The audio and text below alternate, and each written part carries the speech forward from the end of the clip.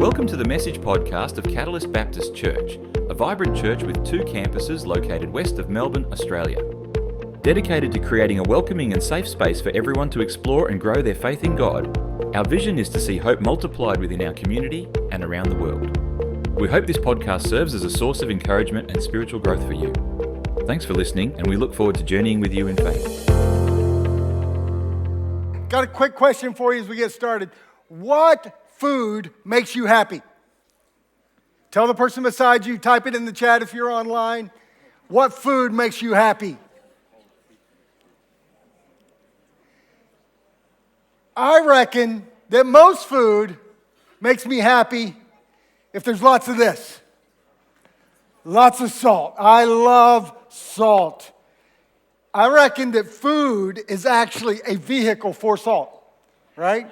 That all food, that's the whole purpose for its existence. So yeah, I've got lots of salt here today to in case somebody wants to feed me. And by the way, if you have me over for a meal, don't be offended. I'm going to ask you where the salt is, okay? Or I might have it in my pocket and carry my own. In fact, I like salt so much that people have actually challenged me on my level of salt intake over the years. And I am very quick to remind them that salt is a preservative. Is that good? Yeah, come on, give me, yeah, I heard somebody clap. Yeah, that was good.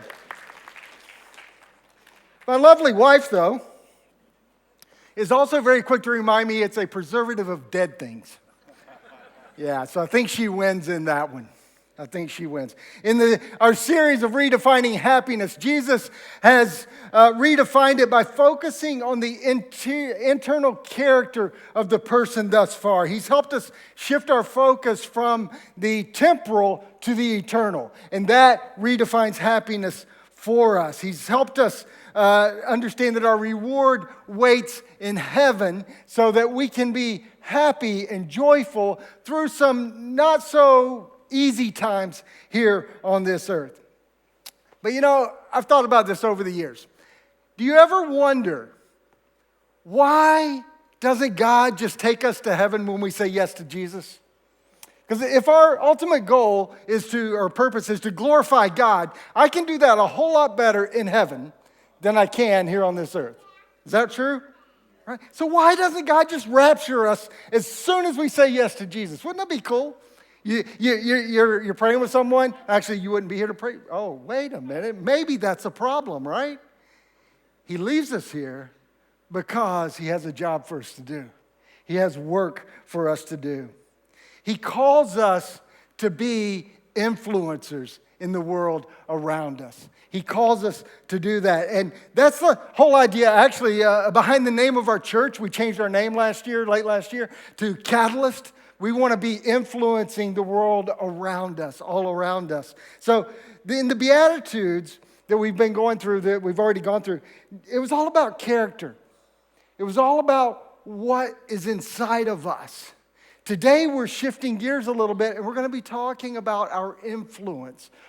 How does that character flow out of us? Today we're moving from blessing to responsibility. We're moving from character to influence. We are blessed, we've learned that over the last several weeks, to be a blessing. If you've missed any of those messages over the last several weeks, go to our YouTube channel, go to our app, go to all those places, like it, share it, all that stuff, because then we're making the world a happier place because we're redefining happiness.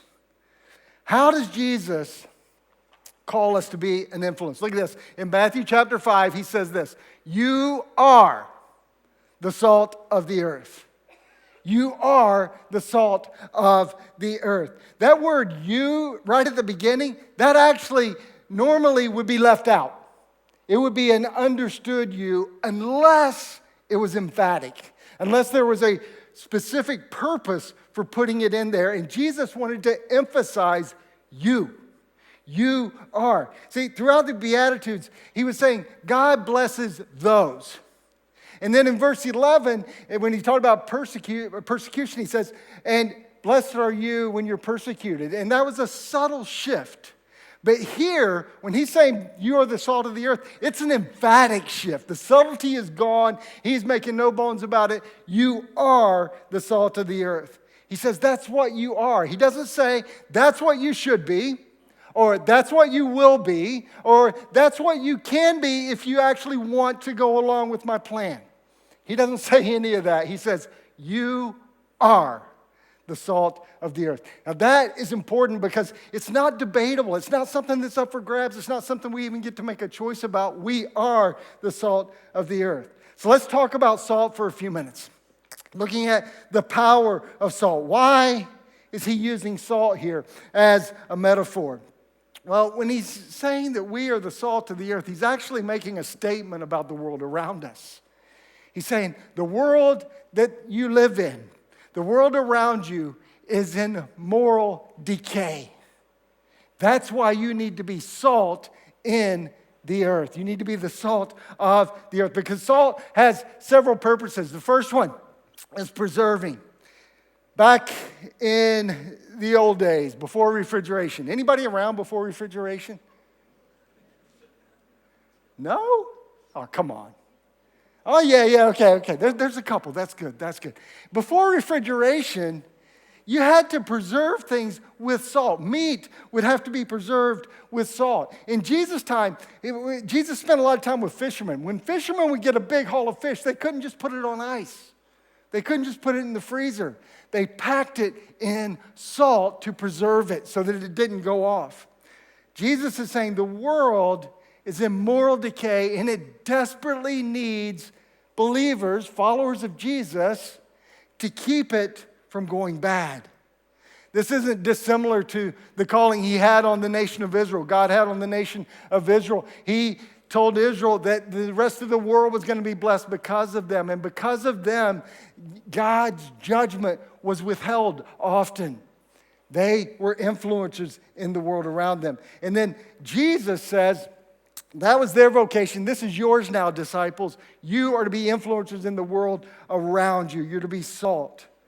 You're to influence the world around you, not be influenced by it. And then salt is not only a preservative, it also has a purifying effect. My son-in-law, Ben, yesterday had a bit of an accident. He bumped into something and busted his head open and things. And back before modern medicine, if he had done that, they would have rubbed salt in that wound to prevent infection. That sound like fun? You get a big open wound, and it was hilarious because they actually took him to the doctor to get it glued up and stuff. And my daughter's a nurse, and she was saying, "No, we can just go home. I can take care of that." Right? That's how they usually roll, but other people were influencing them. Anyway, before modern medicine, they would rub salt in it. Well, like salt can heal, it also stings. Salt stings, but it saves lives. And just as salt can sting and bring healing, us living our lives out following Jesus is uncomfortable to the world around us, but it is transformative to those who are willing to follow. It stings their conscience. That's why Jesus said, you will suffer persecution because they're not going to like it when you're acting as salt in the world. Salt's not only preserving and purifying, it also has the quality of provoking thirst. Do you like to go to the movies and get the big buckets of popcorn? Is that good? You know what I hate about that? When other people get the big buckets of popcorn. Right? Anybody hate it when you hear all the crunching going on all around the theater? No? Is that just me? Maybe I've got issues. All right, thank you. I'm so glad somebody else. Well, we're connected at a very deep level right now. You know that. Oh, it's so annoying. But anyway, and salt makes that popcorn good. If you eat popcorn that's not salty, it's not that good. But what do you want to do as soon as you have a couple of handfuls? You want a refreshing drink, right? Because that salty stuff is just terrible. By the way, side note, once upon a time, Deanna made some popcorn. Kids were small, and we were on holiday, and she made popcorn. And somebody, I don't even know who did it, I think it was probably Deanna, quote unquote, salted it with garlic powder. Yeah. How fun is that? I think it's actually a thing now that you can buy, and we should have marketed it. But anyway, Just as eating something salty makes us thirsty, when we live our lives out in front of the world around us, it should make them crave that refreshment, crave and thirst for something deeper, for a relationship with Christ. So not only does it do all those things, it also provides flavor. Food without salt is bland. It's not worth eating. I don't care what it is. It needs salt, unless it's watermelon. You don't salt watermelon, by the way. That's just a side note there.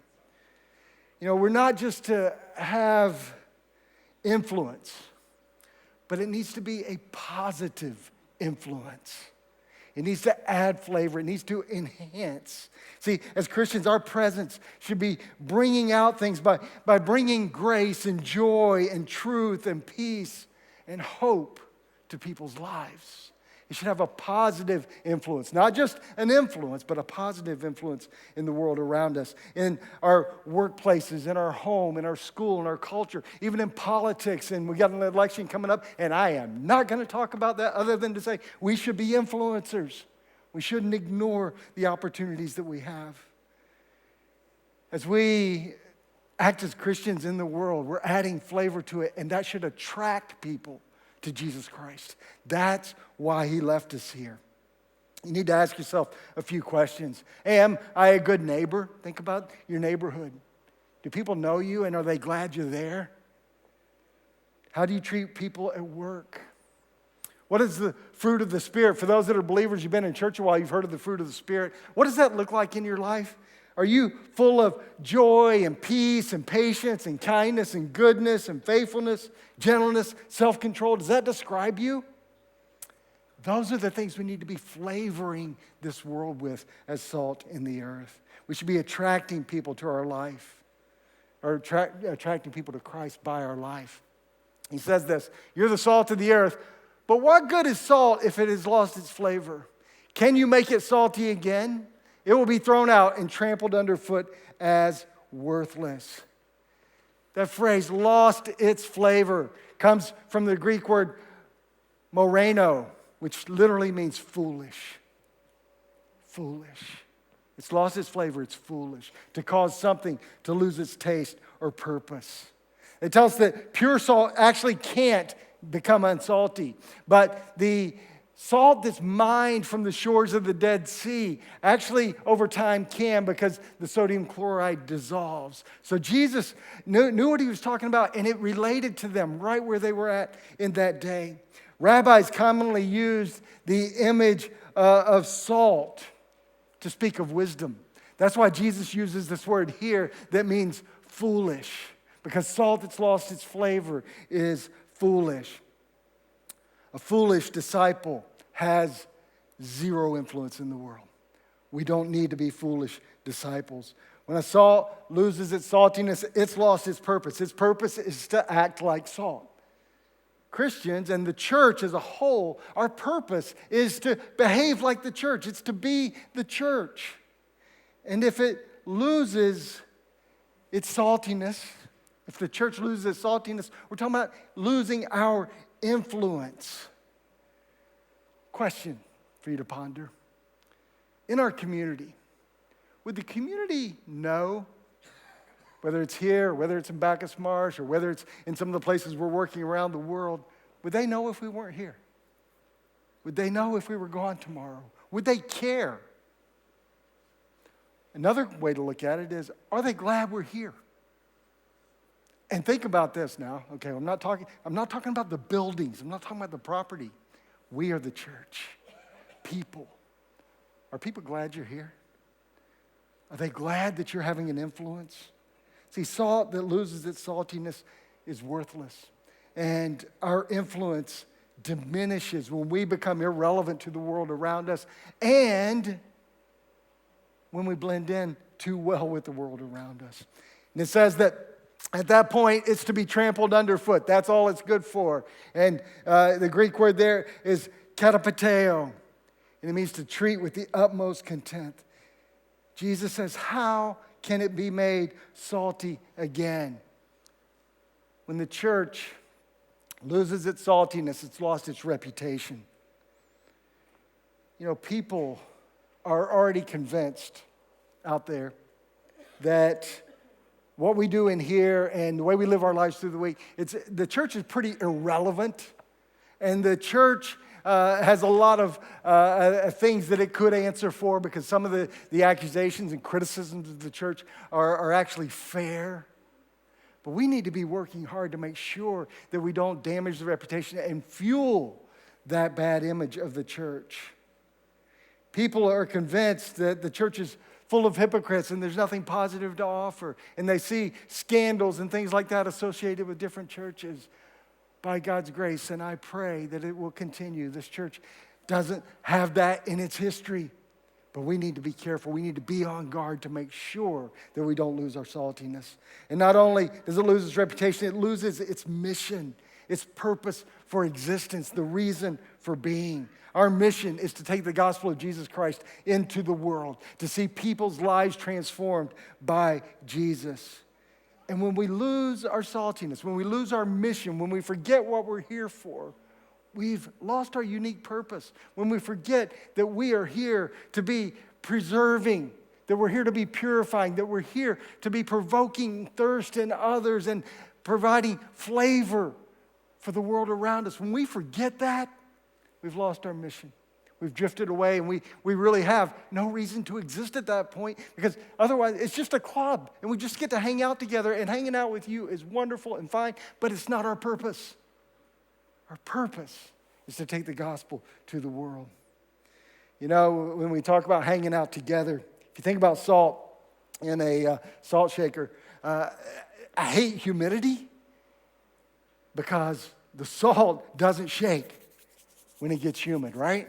It clumps together, and it's useless at that point unless you dry it out and break it up and all that kind of stuff. Friends, it's great to gather together. It's great to encourage one another. It's great to have fellowship, is the word we use in the church world, with each other. But friends, once we do that for a little while, we need to shake out like the salt shaker, and we need to get out there in the world and spread ourselves around, so that we can be preserving and purifying and adding flavor to the world. He goes on, not only the salt of the earth, but you're actually the light of the world, like a city on a hilltop that cannot be hidden.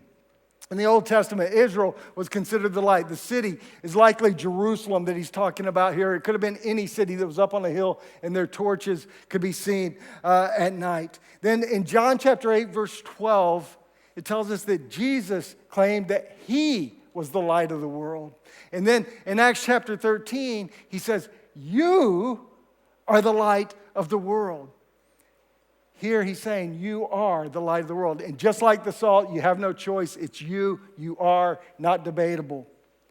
Jesus is saying, you're already this. Why did he use this metaphor? Well, if the world around us is in moral decay, we would say that it's also in spiritual darkness. And that's why Jesus said to be the light of the world. Because the world doesn't know the way to God. And that's why he sends us. It says this in the book of Acts. I am sending you to them to open their eyes and turn them from darkness to light and from the power of Satan to God. It's the same way today. We live in a world where most of the people around us are living in darkness and they don't know the way to God. But we know the way. Because Jesus said, I am the way, I am the truth, I'm the life, and no one comes to the Father, how? Except through me. Thank you for 3 people. We know that. The world needs to know that. We need to share that with others. So when we look at light and the purpose of light all around us, first of all, we're to act as light, and it starts by revealing. Light reveals. If you walk into a dark room and you have kids at home, you're going to break your leg stripping over Legos and stuff, right? But if you turn the light on first, you can see it all, and you can navigate your way through the messes and the socks and all that kind of stuff. You are the light of the world. The world needs us to reveal or to expose. Ephesians 5:11 says that we're to expose the deeds of darkness. Not just say, hey, look at the darkness. We're to expose the deeds of darkness for reconciliation. So that when people can see the darkness, they can repent and they can come to Jesus. As Christ's presence in this world, we become those instruments to reveal truth to a world that's in darkness. Not only does light reveal, light also reflects. That's another thing that we need to be doing. The moon, when you can see the moon, do you know the moon does not have light? It does not put out light. It reflects the light of the sun, right? That's why sometimes when it's really bright, it's because it's closer to the sun. There's no clouds. On a cloudy night, though, what can you not see? You can't see the moon. You can't see that reflection from the sun. Just like the moon reflects the sun, we reflect the light of Jesus Christ. And the closer we are to Christ in our daily walk with Him, the brighter we're going to shine. But if we let the clouds of fear and sin and whatever it is that's tripping us up get in the way, guess what? The light's going to shine, reflect more dimly. We need to be reflecting Him so that when people see our good deeds, they see our light, they actually see God, not us. And then finally, third quality of light is it radiates hope. And the image here would be like a lighthouse. A lighthouse stands on a rocky coastline and it's there sending out the light all the time. When the storm comes, does the lighthouse shut down? No. That's when it's needed the most. It stays there, it's solid, it's stable, and it's just there, sending out the light, sending out hope to those who would otherwise potentially crash on the rocks. As lights, we shine and we stand out as followers of Jesus. We need to be that beacon of hope, radiating light to others to give them hope in otherwise hopeless situations. When the world is chaos around us, when they can't make sense of it, we need to be that light. No one lights a lamp, then puts it under a basket. Instead, a lamp is placed on a stand where it gives light to everyone in the house. A light hidden is a light wasted. We are to be public spectacles for Jesus. There should be something different that makes us stand out. And, we think about the places we go, the things we do, the places we don't go, and how we respond to life. And I think one of the biggest ways we can be light is that we make people wonder how we cope so well when things don't go so well. How do we cope well in life when troubles come, when life gets hard? How do we deal with the depravity around us? How do we deal with death? How do we deal with sickness? How do we deal with the fact that we're treated unfairly at work or whatever the case may be? If we handle those situations well, they're going to wonder how we're coping so well. That's us shining our light. We're to stand out as followers of Jesus. And when we do that, we're pointing people to God. They need to see Him and not us. They need to see Jesus in our lives. We're not called to isolate. We're called to insulate and then be out in the world. Just like the salt as light, we need to be out there in the darkness, dispelling the darkness. Verse 16 says, in the same way, let your good deeds shine out for all to see, so that everyone will praise your heavenly Father. This is the second command so far in the Sermon on the Mount. The first one was be happy when you're persecuted. Now Jesus is commanding us to let our light shine. Let our good deeds shine out for all to see. What happens when that happens? Two things. One, people are going to see your good deeds. That word good means attractive. We're talking about things that the world can see as we're doing good in the world. That's what that literally means. Works that help other people, that are going to attract and find Christianity pleasing. People do need to see our good deeds. And some people say, oh, wait a minute, that's pride. We need to do everything in secret and quiet and just before God. No, it says when the world sees your good deeds, they'll glorify God, which is the second thing that happens. People will praise your Father in heaven. When they recognize you as God's children, they're going to praise Him, not you. Make sure we don't get that flipped around. If people are patting you on the back and telling you how great you are, I'm happy for you because it means you're doing a good job, but make sure you're deflecting that straight to God. Say, you know what? Inside of me, there's nothing good. It's all God doing this. So what do we do with all this? We're to be salt and we're to be light in the world around us. We are called to be influencers.